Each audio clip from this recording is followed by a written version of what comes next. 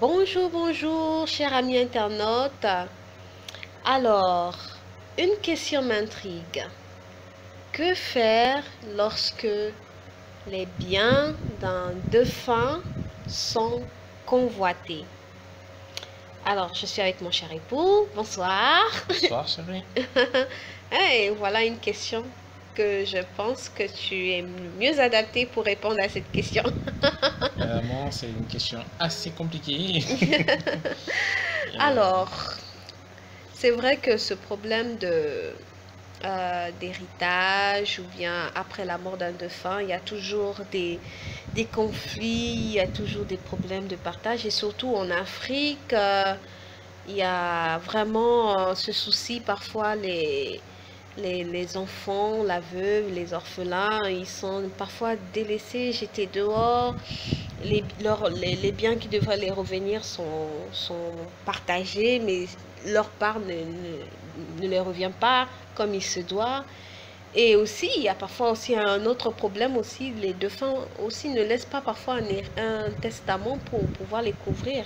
Et même comme parfois il y a le testament, c'est encore un problème. Donc, mais comment est-ce qu'on peut euh, trouver une solution par rapport à ça? Est-ce que tu as quelque chose à dire qui peut un peu recadrer un peu tout ça pour donner des astuces par rapport à ces veuves et ces orphelins qui se sentent un peu délaissés par rapport à ce genre de problème? bien. Comme je disais tout à l'heure, c'est une question euh, assez compliquée, c'est-à-dire qu'il n'y a pas de formule magique toute faite, il n'y a pas de réponse toute faite par rapport à ça. Mm.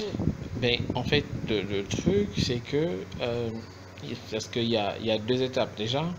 Avant d'en arriver là, il faudrait déjà que l'on puisse comprendre c'est quoi l'héritage. Parce Mhm. que l'héritage, ça n'a pas commencé aujourd'hui. Oui. Depuis la création du monde, on parle d'héritage. Et Mhm. ça commence même déjà avec Abraham. Mhm. Quand Dieu lui promet la terre promise, il lui Mhm. promet qu'elle sera donnée en héritage à sa descendance. Mhm.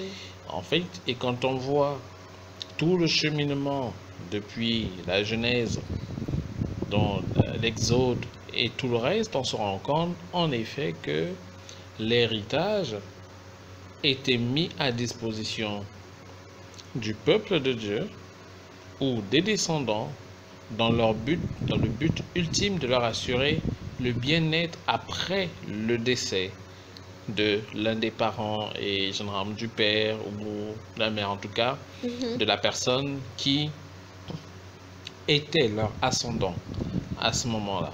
En fait, Exact. et ce sens de l'héritage n'a pas changé jusqu'à ce jour, Mhm. ce qui fait que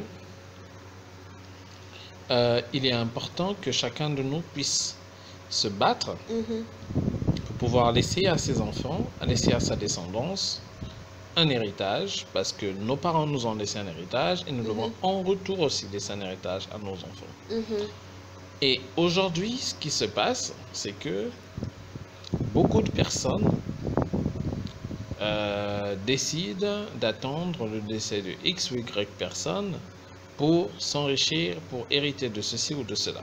C'est vraiment dommage. Alors là, c'est catastrophique. Déjà, ces personnes, pour certains ou la plupart, ont reçu un héritage de leur père Mhm. et veulent par la suite recevoir un héritage de leur frère C'est ou de leur leur sœur. ambition. Ouais, après, c'est comme un projet de vie, c'est comme, euh, je veux dire, c'est manquer d'ambition. Mhm.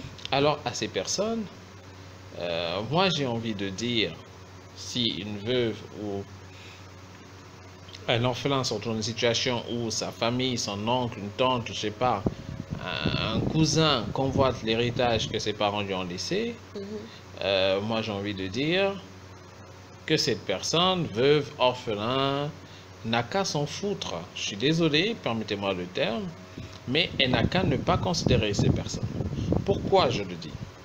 Parce que généralement c'est source de conflit. Mhm. On revient à la première chose. L'héritage sert à assurer le bien-être de la famille quand leur ascendant, quand le conjoint n'est plus là. Mhm.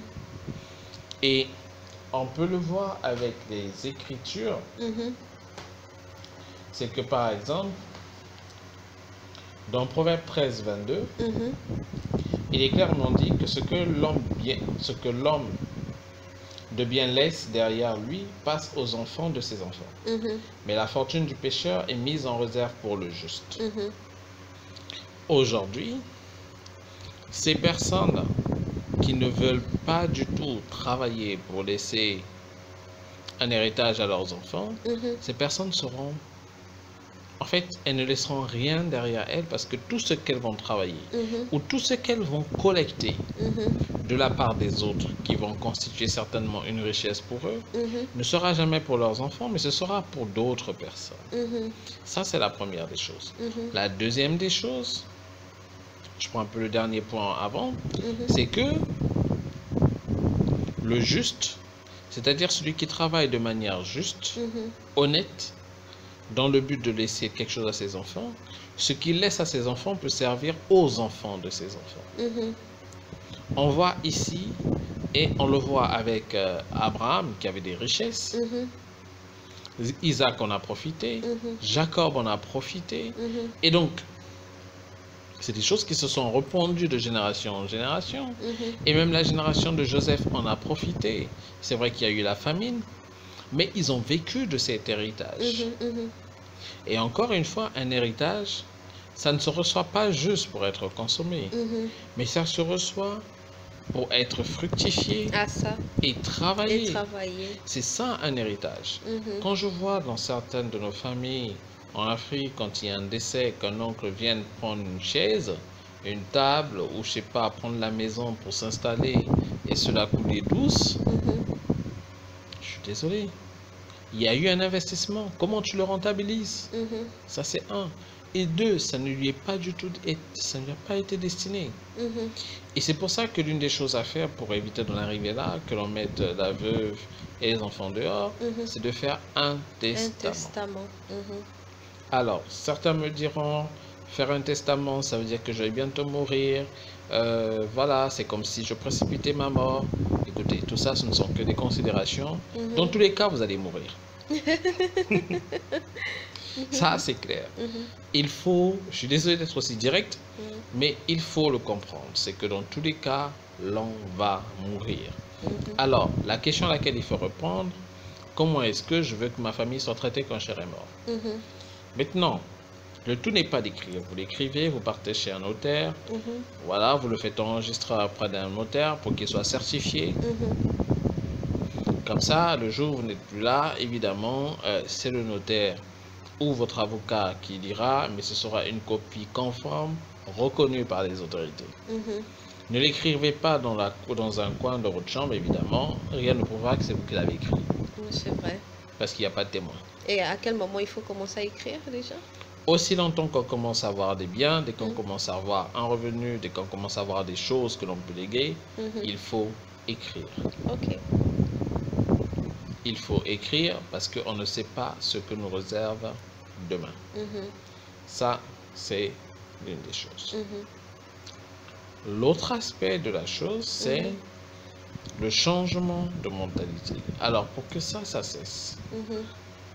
pour que les gens puissent cesser de venir d'envier, de mettre généralement la femme et les enfants dehors, parce Mhm. que c'était mon frère, c'était mon oncle, c'était mon fils, c'était ceci, c'était cela, il faudrait que les gens soient stricts. Mhm. Dans le sens où il faut, pendant qu'on est vivant, faire comprendre à la famille Mhm. que ce que je travaille, c'est pour ma femme et mes enfants.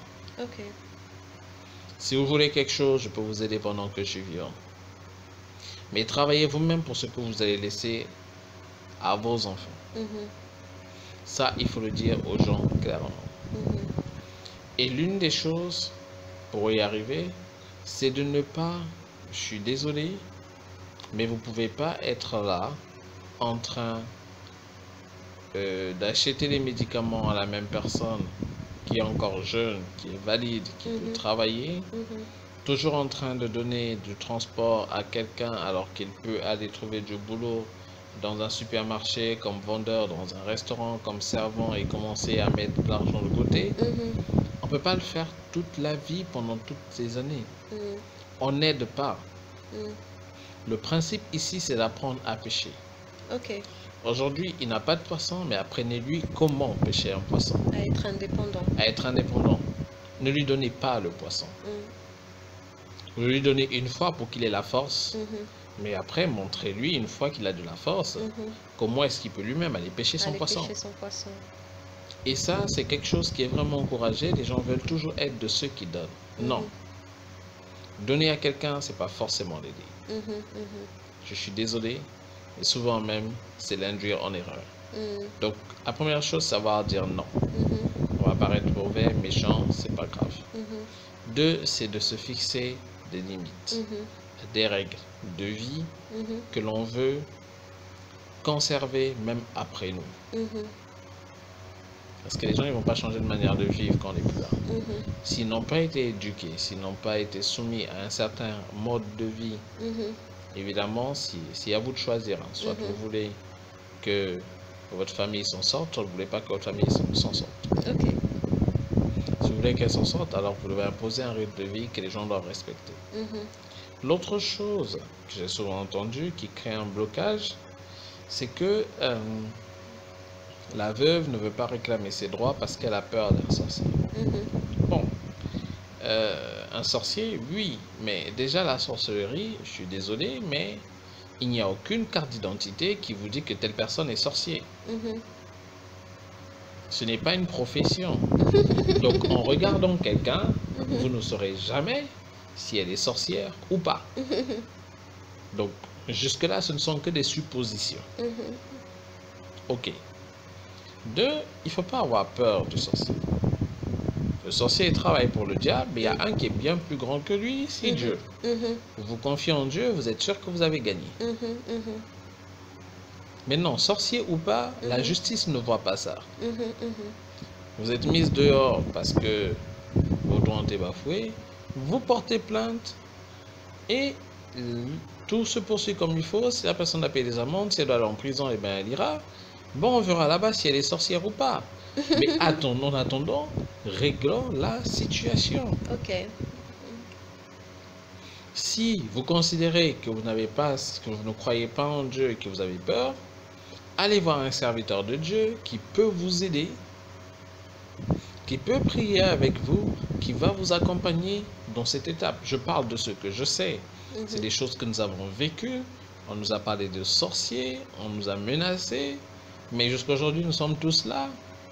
15 ans plus tard. Des personnes qui disaient qu'elles nous protégeaient, que maintenant nous devions tous mourir un à un. Nous sommes 15 ans plus tard. Ce sont ces personnes-là même qui sont parties pour la plupart. Donc, je suis désolé, mais ce ne sont que des paroles. L'une des stratégies du diable, c'est de faire peur. Et il ne faut pas céder à la peur, parce que la peur emmène le doute. C'est pas grave. Un sorcier, il ne peut rien vous faire. Et d'ailleurs même, un sorcier, il est dans une situation pire que la vôtre. Il va tout droit en enfer, ça c'est ce qui est garanti déjà, si jamais il ne se répand pas. Donc ce n'est pas des gens pour qui vous devez avoir de la peur, mais c'est des gens pour qui vous devez avoir plutôt de la pitié. De la pitié, ok. Parce que c'est des cas désespérés. En effet, quand on arrive à ce stade, c'est le désespoir et c'est le diable qui nous sert un plateau. Ah ça. La preuve, c'est qu'ils passent le temps à se battre pour que les gens puissent mourir afin que eux, leurs gains soient augmentés. Ils n'ont pas cette valeur divine qu'est le travail. Dieu a travaillé pendant 6 jours et il s'est reposé le 7e jour. C'est ça les hommes que Dieu veut. Que Dieu veut. Quand la Bible dit que l'homme a été créé à l'image de Dieu, c'est ça, c'est ce travail-là, c'est cet esprit de développement, d'innovation, d'indépendance. Eux, ils ne l'ont pas. Vous, vous l'avez. Maintenant, pourquoi vouloir vous considérer en dessous de ces personnes alors qu'elles, elles ne pensent pas comme Dieu voudrait qu'elles pensent? Exact. Donc, il ne faut pas avoir peur de sorcier. Un sorcier, si vous avez peur, lisez le psaume 91. Vous verrez à quel point Dieu rassure ceux qui se confient en lui. Dieu protège. Et, évidemment, peu importe ce qui va se passer autour de vous, tout ce que Dieu vous demande, c'est d'avoir foi en lui c'est de lui dire, Père, voilà ce que je traverse. Je me confie en toi. Protège-moi, protège ma famille et en avance. Quand le sorcier verra lui-même que vous n'avez pas peur de lui, d'abord si vous les identifiez, ils vont tous se retirer sans problème. Je disais que je sais de quoi je parle. Aujourd'hui, ça fait 15 ans. Il y a des personnes qui nous promettent la mort, mais elles échouent tous les jours. On va tous partir un jour ou l'autre. Mais les biens qu'un ascendant laisse à sa descendance ont un rôle important, c'est d'assurer leur survie. Et pour terminer, juste lire quelques passages. On a le psaume 68,5 qui dit que Dieu est le père des orphelins et il est le mari des veuves. Il est celui qui les défend. Il est celui-là qui les protège, qui leur donne en fait tout ce dont ils ont besoin. Et quand on voit dans Exode 22, Matthieu 22, 21, il dit, tu ne maltraiteras point l'étranger et tu ne l'opprimeras point, car vous avez été étrangers dans le pays d'Égypte. Le verset 22 dit, tu n'affligeras point la veuve ni l'orphelin. Si tu les affliges et qu'ils viennent à moi, j'entendrai leurs cris. Écoutez, pour vous qui le faites, qui n'avez que pour plan de pouvoir maltraiter la veuve et l'orphelin dans le but de recevoir les biens, je vous le dis aujourd'hui, c'est de la malédiction que vous amassez. Pour ceux qui ont des doutes, faites le bilan. Depuis combien d'années vous le faites? Et en quoi votre situation s'est améliorée? En rien.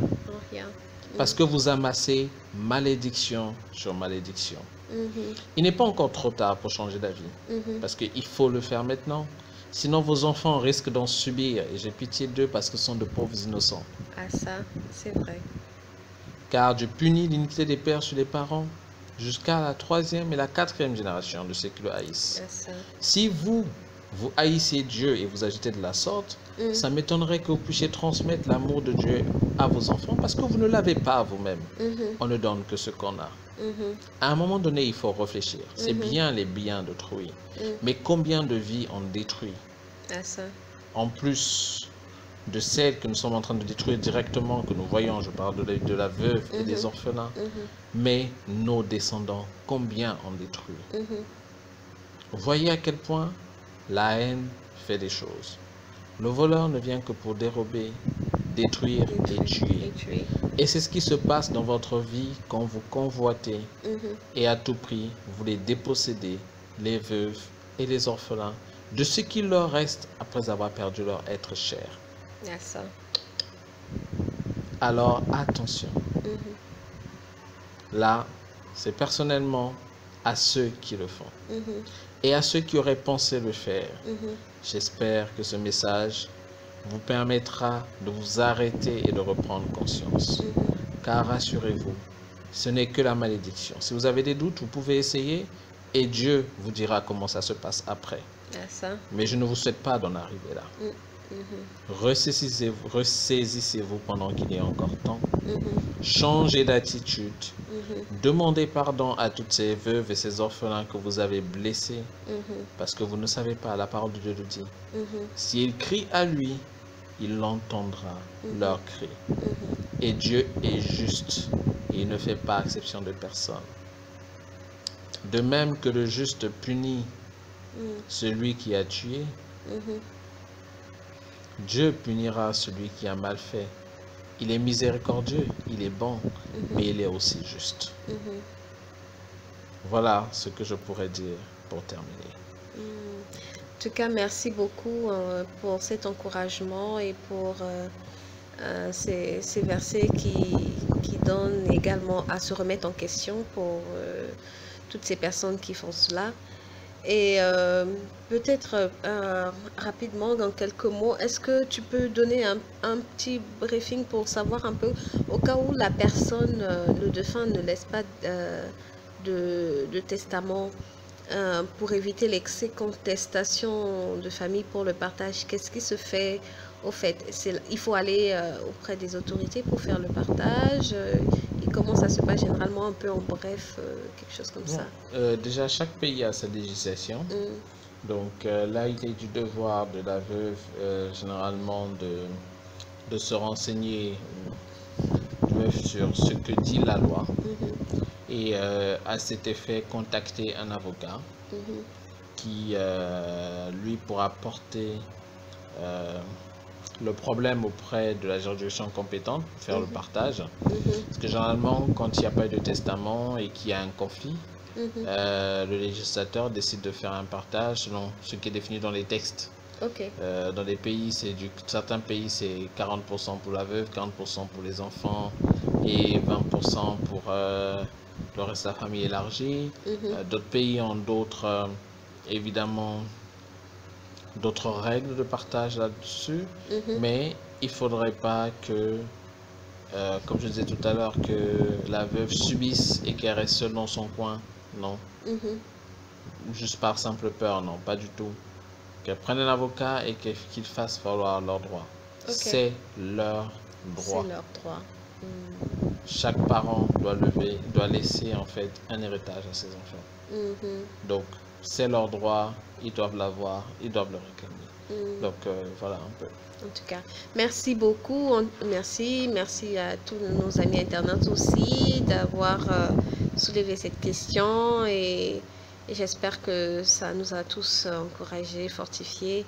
Et on va, avant de nous laisser, vous faire passer quelques extraits d'un film gabonais qui donne un peu ces réalités que nous rencontrons dans nos pays d'Afrique et juste brièvement voir un peu ce qui se passe. Et à la fin de cette vidéo, mais vraiment, j'aimerais encourager tout un chacun dans son cœur à prier pour tous ces veuves et pour tous ces orphelins qui subissent un peu ce genre de situation. Et aussi à prier pour ces personnes qui les font subir ces genres de situations pour que Dieu puisse toucher leur cœur, les interpeller. Et voilà. Donc, on vous laisse avec la vidéo et pour nous, on vous dit à bientôt pour une autre question. Au revoir. Au revoir.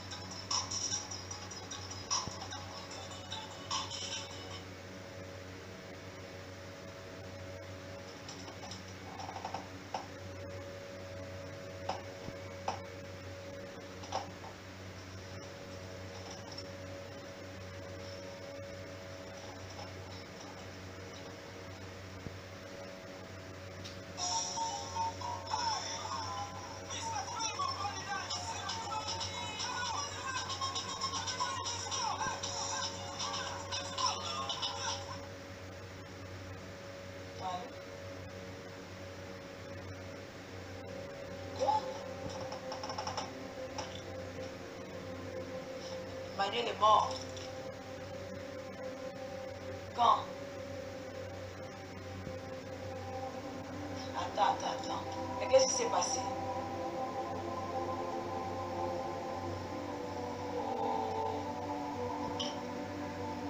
Attends, ok, maman On dort, je vais lui dire ça tout à l'heure. Ok.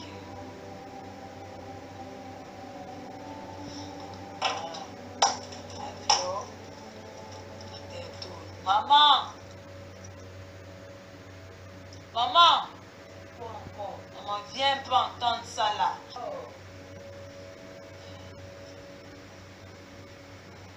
On dort depuis, toi tu es là, tu traînes toute la journée. C'est quoi encore? Ça. Emmanuel est mort.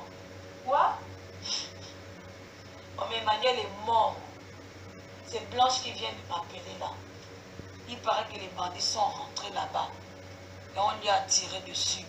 Hey. Oh, Agnambie. Agnambie Kewa Polo. Oh Seigneur, tu as exaucé ma prière. Oh Seigneur, tu as exaucé ma prière.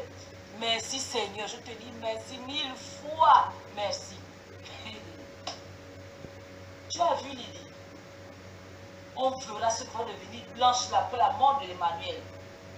Personne ne part au deuil d'Emmanuel. On reste là, personne ne part à ce décès. On va aller faire quoi? On reste là. On va aller faire mon décès. Quelqu'un qui m'a maltraité toute ma vie. Maman, le malheur des uns fait le bonheur des autres. Je ne vais pas me générer nulle part. J'avais dit à Emmanuel que tu verras, pas gentil là. Il a vu qui a Agiani Manjibouiri. Oh, Agnambi Akeva. Akeva Polo.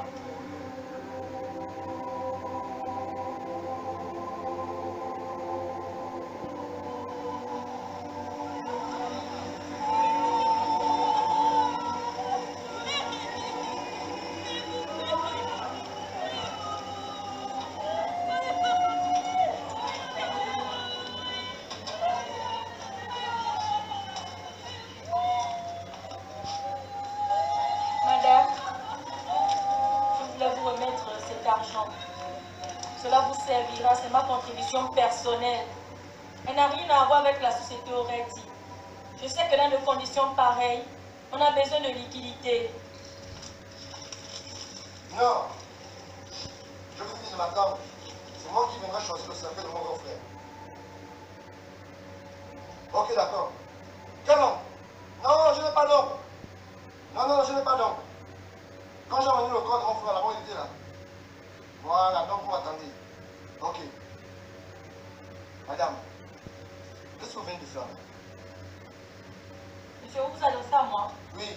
Qu'est-ce que vous venez de faire tout de suite? Je n'ai rien fait. Qu'est-ce que vous avez remis à cette sorcière-là? Je lui ai remis ma contribution personnelle. Ah bon? Oui. Vous ne savez pas que l'argent d'Oreti Service m'appartient? Je suis désolée, monsieur, c'est mon J'en ai argent. rien à foutre. Depuis le matin, vous faites des choses que je n'apprécie pas. Je n'aime pas ça. Là, oh! Ah, ici. Oh, ça veut dire quoi? Joe, mon frère, vous faites tout ça. Les morts ne sont pas morts, hein? Ils sont enterrés. Ah bon, hein? J'ai comme l'impression qu'on n'avait jamais aimé votre frère de son vivant. Ce sont les faits bien qui vous intéressent. C'est ton problème. Est-ce que c'est ton problème? C'était mon frère. Et tout ce qu'il avait m'appartient. Donc, tu m'arrêtes ça. À partir d'aujourd'hui, laisse-moi te dire que tout est ton personnel. Vous êtes viré, sans souci, sans préavis, sans délai. Donc tu finis de chanter, de danser, de pleurer les dents roulées. Tu te dégages de chez moi. Je ne veux plus te voir ici. C'est la dernière fois.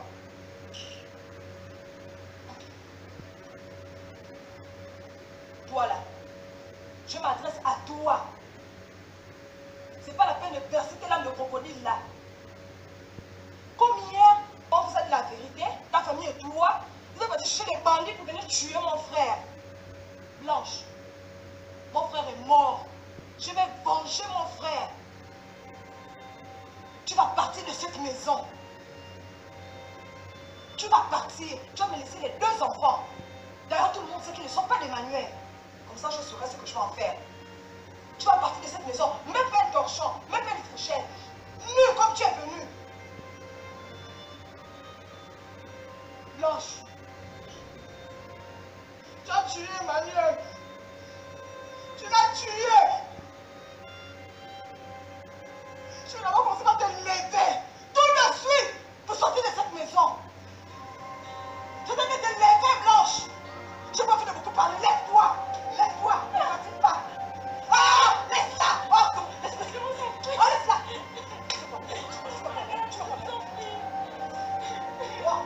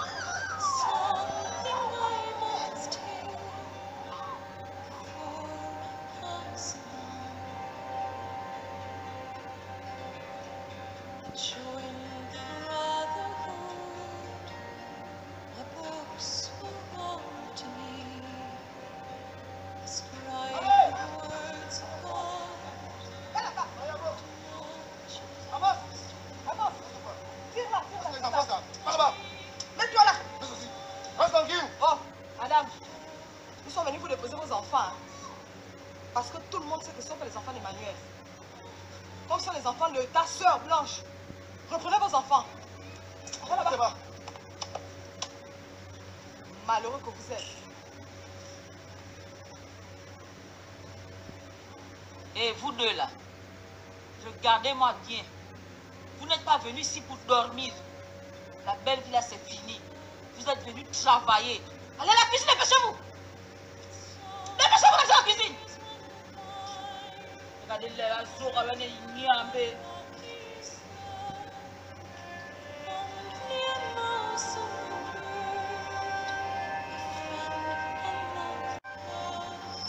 Maman, ça va aller, je te promets que ça va aller. Arrête de penser. Hein? Mange quelque chose. Tu parles sauvagement comme ça. C'est qui? Oh! Tu as vu? Elle est là. Cette sorcière-là. On ne nous a pas menti. Debout! Monsieur, quelles sont ces manières? C'est quoi ce comportement? Vous rentrez chez les gens, vous dites même pas bonjour. Ici, c'est chez moi, dis donc. C'est quoi ça? Mon frère, je n'ai pas de problème avec toi. J'ai des problèmes avec cette sorcière-là. Elle est la dot de mon frère encore. Et 10 millions.